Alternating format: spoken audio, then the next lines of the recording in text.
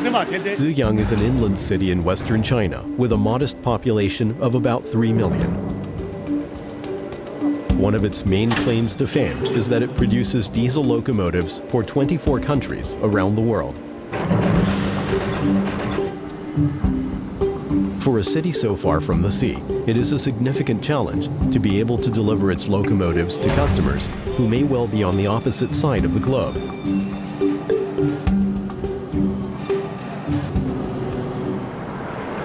"200 kilometers away, in Yibin City, the Jinsha and Minjiang rivers converge into the Yangtze River. As the longest river in China, the Yangtze has been a key communications corridor for thousands of years. The great river leads all the way, deep from inland China to the Pacific Ocean. That the cost of water transportation is 1/15 of that of highway transportation is an advantage, and for extremely heavy goods, water transport is irreplaceable.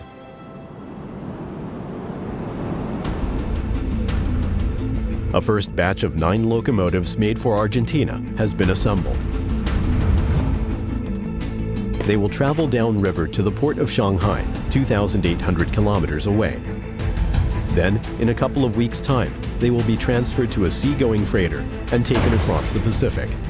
It is hoped that these first 9 locomotives will lead to the opening up of new markets in the Americas.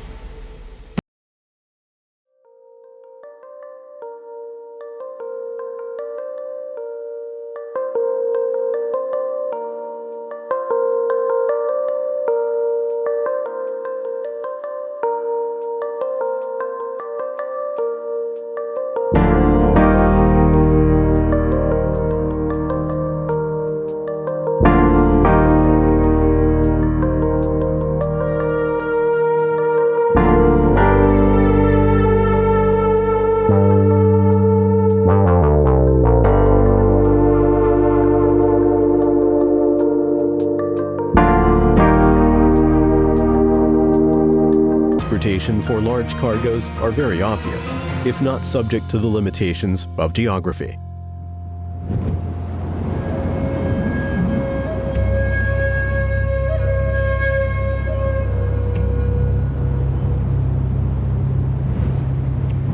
The arid west of China has an abundance of coal.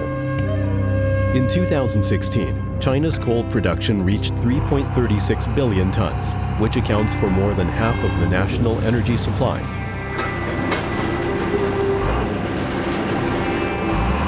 But most of this energy is needed in the east, thousands of kilometers from where it is mined. To get it there is the most intricate of Chinese puzzles.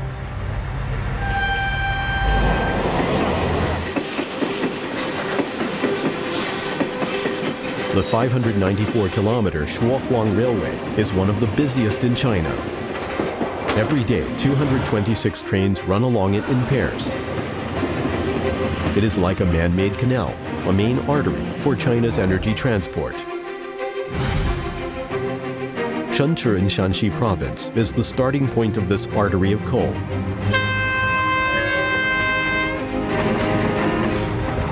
Stocks from western China gather here before being transported to east along this iron canal.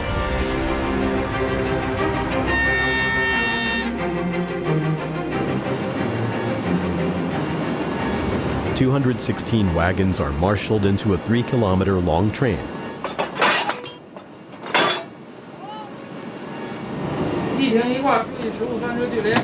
The 20,000-ton deadweight load requires 2 9,600 kW electric locomotives to get it moving. Then comes the really tricky bit.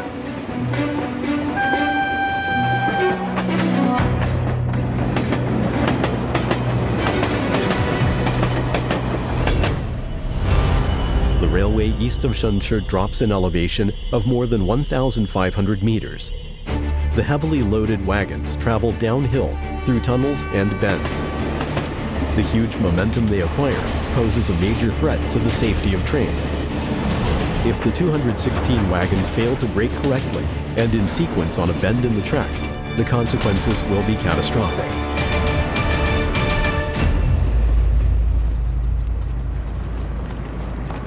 The secret to solving the problem lies here. Every day, Qiu Jun, Director of Technology, checks the 4G transmitter stations along the Shuohuang Railway. It's a world first in the application of this technology to heavy haul trains. The two locomotives are 1.5 kilometers apart from each other, but they have to be precisely controlled to ensure their synchronization.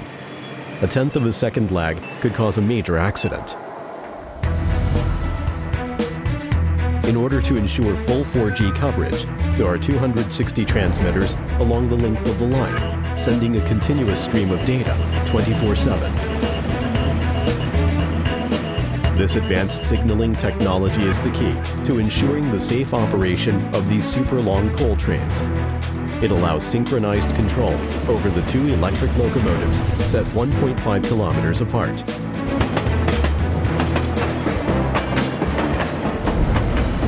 All in a day's work, a great performance to ensure there is no drama.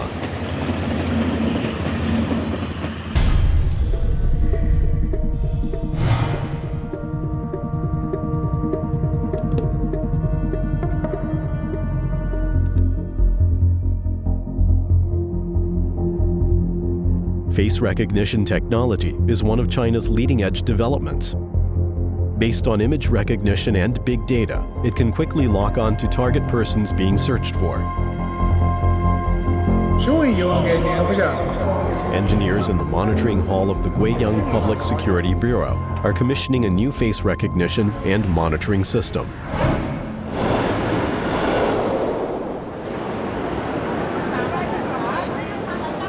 "800 kilometers away, Cao Tao boards a train from Guangzhou to Guiyang. He needs to get to Guiyang this afternoon to direct a crucial part of the commissioning work. Cao Tao's company develops and provides facial recognition systems. This year, it decided to move its headquarters to Guiyang due to the rapid development of communications in Guizhou province. Guizhou is the only province in China that is entirely mountainous. While this makes for a spectacular environment, the province has been equally notorious for its poor communications, which have seriously impeded economic development. Guangzhou is the capital of China's powerhouse manufacturing province, Guangdong. In the past, it would took 22 hours to get to Guiyang by train.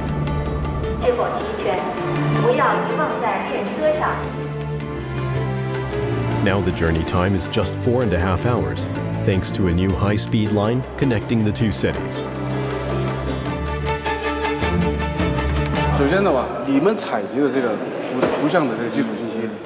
Cao Tao makes it for his appointment in Guiyang. 要不做一些技术处理，要不然就用天网这个整个网络。对，但是Every city in China now presses for its own connection to the national high-speed rail network. Besides the convenience, the economic and development opportunities this brings makes a compelling argument.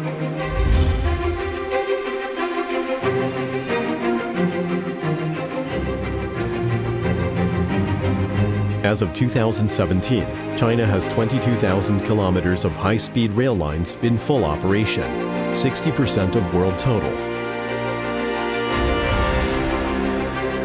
It has cut travel times between the great conurbations from days to hours and given rise to a flourishing economic circle around each.